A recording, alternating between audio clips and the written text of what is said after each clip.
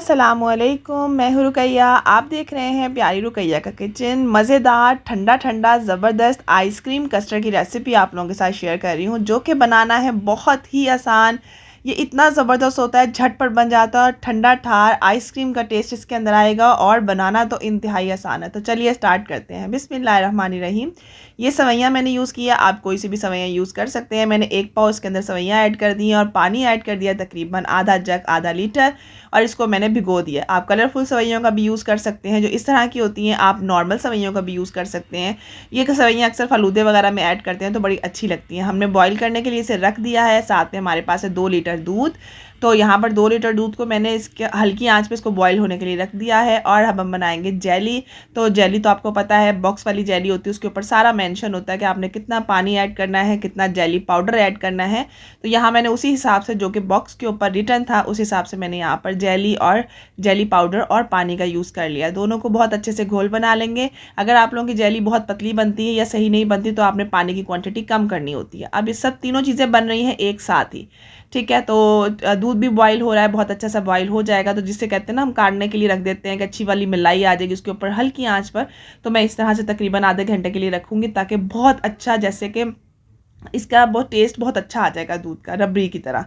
सो यहाँ पर सब चीज़ें रेडी हैं और कुछ मैंने दूध ठंडा निकाल के पहले से रखा हुआ था। तो मैंने इसके अंदर तकरीबन 2.5 कप जितना मैंने दूध निकाल के रख लिया था 2 लीटर दूध में से। अब इसके अंदर कोई सा भी आप लोग अपनी मर्ज़ी का कस्टर्ड ऐड कर सकते हैं। तो यहाँ पर मैंने कस्टर्ड ऐड कर दिया है। तो यहाँ मैं बनाना कस्टर्ड ऐड कर रही हूँ। आप चाहो तो आप किसी भी कंपनी का कस्टर्ड इसके अंदर ऐड कर सकते हो। 3 से 4 टेबल स्पून कस्टर्ड ऐड करना है। अच्छा सा घोल बनाना है, यहीं पर अच्छा घोल बना लें ताकि लम्स ना रहे, वरना फिर कस्टर्ड के अंदर दूध के अंदर जाके ये कस्टर्ड लम्स बन जाएंगे। तो इस चीज़ का जो बिगिनर्स है उन्होंने रखना है ख्याल। तो यहाँ पर मैंने ऐड कर दिया है और उसके बाद जो है, अब जो यहाँ पर मेरे पास 1 कप था, ठीक है, और चीनी का। तो यहाँ पर चीनी आपने अपने हिसाब से ऐड करनी है। तो यहाँ पर मैंने 2 किलो दूध है तो मैं 1.5 कप जितनी जो है ना वो चीनी ऐड कर दूँगी।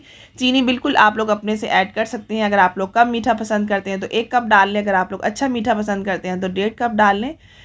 तो यहाँ पर चीनी अच्छी तरह हम लोग मिक्स कर लेंगे। इलायची का पाउडर चाहे तो इलायची का पाउडर या इलायची तोड़कर खोलकर मतलब वो भी ऐड कर सकते हैं। उसके बाद हमने थोड़ा थोड़ा कस्टर्ड वाला लिक्विड ऐड करना है और अच्छे तरीके से चम्मच चलाते रहना है और पकाते रहना है।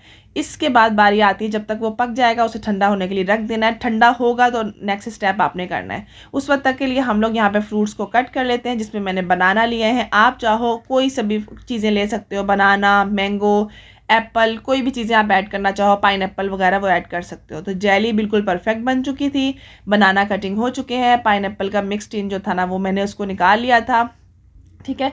जो इसके अंदर पानी होगा लिक्विड वो आपने यूज़ नहीं करना, वरना कस्टर्ड बहुत पतला हो जाएगा। और सवैयाँ बिल्कुल बॉईल हो चुकी थी, हमने इसे छन्नी में से छान लिया था।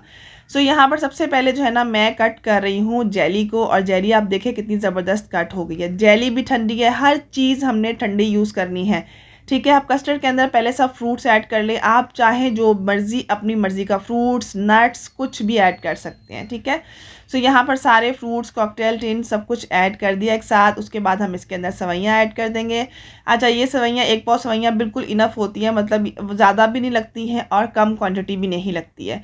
सो उसके बाद जाती है आइसक्रीम। आप किसी भी कंपनी की अपनी मर्ज़ी से, अपनी चॉइस से आइसक्रीम ऐड कर सकते हैं। तो मैंने कस्टर्ड ऐड किया था, बनाना और वनीला में ऐड कर रही हूँ तकरीबन 2 कप जितनी आइसक्रीम। तो आप देख सकते हैं इसकी कंसिस्टेंसी कितनी ज़बरदस्त हो गई है। इसे आपने 2 से 3 घंटे चिल ठंडा होने देना है, उसके बाद ही आपने सर्व करना है। इसको नॉर्मल या कम कूलिंग में आप करेंगे तो ये मज़ा और टेस्ट नहीं देगा। और जो जेली बच गई थी वो मैंने ऊपर से डेकोरेट कर दी है। आप कोई भी पाइन एप्पल, मैंगो, कोई भी चीज़ें आप इसके ऊपर से डेकोरेट कर सकते हैं। और इसके बाद आप इसको 2 से 3 घंटे या 3 से 4 घंटे फ्रीज़र में रख के ठंडा चिल करके आप लोग इसको सर्व करें। आप लोगों के मेहमानों को और आप लोगों को, फैमिली को, सबको बहुत पसंद आने वाला है। इसको खूब एंजॉय कीजिएगा। और आज की रेसिपी आई होप आप लोगों को बहुत अच्छी लगी होगी। इसे आप लोगों ने ज़रूर से ट्राई करना है और मुझे फ़ीडबैक ज़रूर देना है। जितना ये अच्छा लुक लग रहा है ना दिखने में, आप यकीन करें खाने में भी बहुत ज़बरदस्त लगता है। मिलते हैं एक न्यू रेसिपी के साथ। अल्लाह हाफिज़।